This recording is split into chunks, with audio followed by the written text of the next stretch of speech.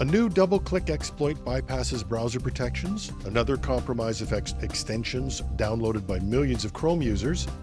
U.S. Treasury workstations were breached in an attack linked to Chinese hackers. And CrowdStrike bounces back from the largest IT outage in history. This is Cybersecurity Today. I'm your host, Jim Love. As Elvis once said, it's good to be back. If you use Google Chrome or any browser really, you might want to think twice before you double-click. Security researchers are warning of two alarming hacks making the rounds right now, both of which exploit users' trust in everyday browser operations. This holiday season, cybersecurity researchers at Cyberhaven discovered that its own Chrome extension had been compromised through a vulnerability in Chrome's developer authentication system. Ironically, Cyberhaven's extension is supposed to enhance security by preventing users from entering sensitive information. But Cyberhaven was only one of the developers affected. Attackers spearphished extension developers, stealing credentials and uploading malicious versions of popular browser add-ons, and at least 33 extensions were infected, hitting an estimated 2.6 million devices. The malicious updates automatically install, meaning users didn't need to do anything but open Chrome. John Tuckner, founder of Secure Annex, reports that the attackers relied on custom lookalike domains. He said the same group likely compromised at least 19 other extensions, leading to a total of 1.46 million suspicious downloads.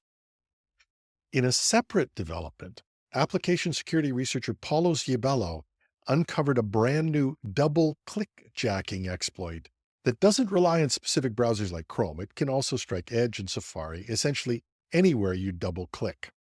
Traditional click jacking was largely blocked by modern browsers, which layer in security to prevent invisible iframes from capturing clicks. But Giabello found that by timing 2 clicks in quick succession, hackers can slip in malicious authorizations without users even knowing. This might trick you into granting permissions you didn't realize you were giving, or disabling security settings in the blink of an eye. Together, these discoveries highlight a major challenge for browser security.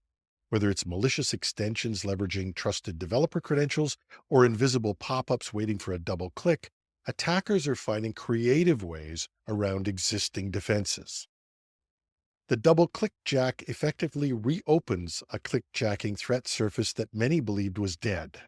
Meanwhile, the extension hijacks show how something you trust, like a well-known plugin, can turn against you once a developer's account is compromised. Experts are saying organizations should consider stricter browser extension controls using so-called asset management lists that allow only pre-approved add-ons. And until in-browser mitigations are released, you somehow have to get the message out to be cautious with double-click actions, especially if a prompt seems unusual or appears to come out of nowhere. Apple, Google, and Microsoft have yet to issue detailed fixes for double-click jacking, but I'm betting all of them are investigating solutions. A major cybersecurity incident has hit the U.S. Department of the Treasury, where attackers reportedly stole certain unclassified documents after gaining unauthorized access to Treasury workstations. Treasury officials say that the operation bears the hallmarks of a Chinese state-sponsored hacking group, marking yet another supply chain breach targeting the U.S. government. The attack focused on a remote support key issued by Beyond Trust, a third-party service provider. On December 8th, Beyond Trust notified the Treasury that a threat actor had obtained the key used to secure cloud-based technical support for Treasury workstations. Armed with that stolen key, the attackers bypassed normal security procedures and made off with unclassified data before the breach was detected. Treasury labeled the incident major and attributed it to a Chinese state-sponsored Advanced Persistent Threat, or APT, actor. While the data accessed was unclassified, the implications are still significant. Attackers could be gathering intelligence, laying groundwork for future operations, or testing the resilience of government defenses. The breach underscores the risks of third-party software in the federal tech stack. When a vendor's security fails, it can provide hackers with an open door to U.S. government systems. Treasury says it's taken the affected service offline. The Cybersecurity and Infrastructure Security Agency, CISA, the FBI, and intelligence agencies are investigating along with forensic experts. Beyond Trust, for its part, found suspicious behavior on December 2nd, confirmed it 3 days later, and revoked the compromised key. The company has patched 2 new vulnerabilities, one critical and one medium, and is providing updates as the investigation continues.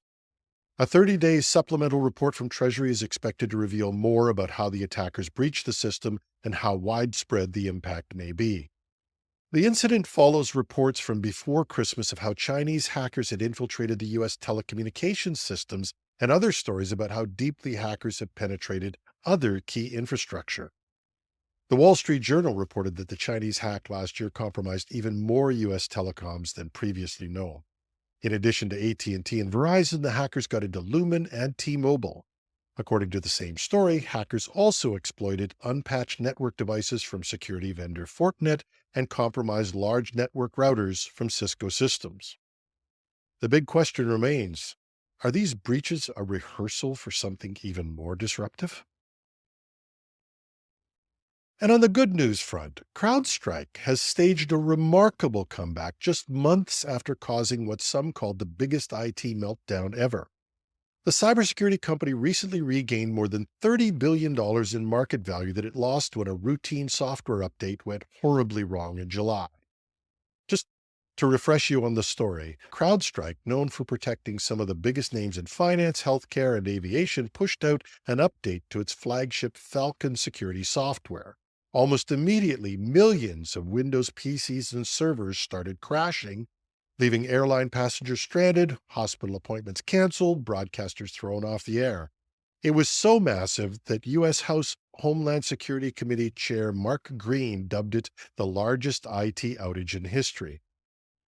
For a while, things looked really grim for CrowdStrike. Their share price dropped by more than a third, and yet CEO George Kurtz insists customer trust didn't take a permanent hit. He told the Financial Times, "Customers are staying with us," and reported one client comparing this to the experience of a broken bone that heals stronger. There's no doubt that after the initial stumbles, I'm certain there were a ton of lawyers who were freaking out, but CrowdStrike went for total honesty. They admitted their error, made a complete apology, and gave what one analyst called a master class in terms of owning up to the incident. What a novel concept for business, eh? Be honest, admit mistakes, people will trust you. That's not to say everybody's happy. Delta Airlines said the fiasco cost it more than $500 million, leading to the airline suing CrowdStrike. CrowdStrike's lawyers argue that their responsibility is capped by contract terms and have pushed back against the scale of Delta's claims. So despite all this, CrowdStrike reported impressive earnings for the quarter, bringing in about $1 billion in revenue, a 29% increase compared with the same period last year, and it kept 97% of its customers. According to analysts, it's more evidence that big enterprises consider CrowdStrike too essential to ditch over a single, even if a painful crisis. Or maybe they think that CrowdStrike's learned its lesson and it may be more risky to go to somebody who hasn't. Also, interestingly, some point the blame towards Microsoft's Windows operating system. Unlike Apple's macOS, which blocks outside access to the core software kernel, Windows let CrowdStrike's update in deep enough to cause wide-scale damage. That sparked fresh debates about how much access third-party security tools should have. Looking ahead, CrowdStrike's next real test comes in the fourth quarter when many big contracts are up for renewal. The company has already doled out $60 million in what it calls customer commitment packages, think free subscription extensions, add-on features, just to maintain goodwill. And given how intertwined CrowdStrike tools can be once they're in place, most analysts still don't see a mass exodus. So, for now, CrowdStrike seems to have pulled off the turnaround story of 2024. There is a question about whether it can keep this momentum going.